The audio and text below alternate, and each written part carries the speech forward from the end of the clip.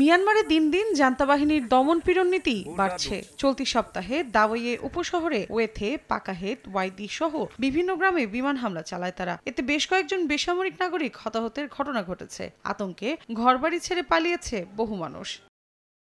সামরিক জান্তার একের পর এক হামলায় বাধাগ্রস্ত হচ্ছে দেশটির মানবিক সহায়তা কার্যক্রম। জাতিসংঘের মানবাধিকার সংস্থা OCHA জানিয়েছে, শুধুমাত্র আগস্ট মাসেই সহায়তা কার্যক্রমের সময় ক্ষতিগ্রস্ত হয়েছেন 1 লাখের বেশি মানুষ।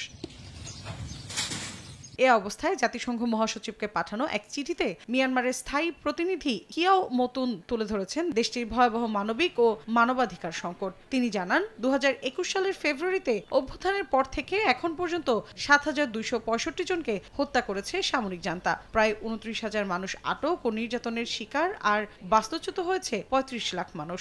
2,20 লাখ মানুষ এখন জরুরি সহায়তার অপেক্ষায়, যা মিয়ানমারের অর্ধেক জনগণকে দারিদ্র্য সীমার নিচে ঠেলে দিয়েছে।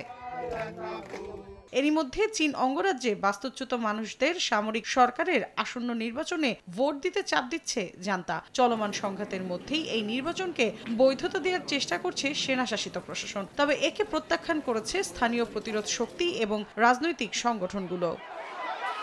মৌসুমী সাথী, সময় সংবাদ।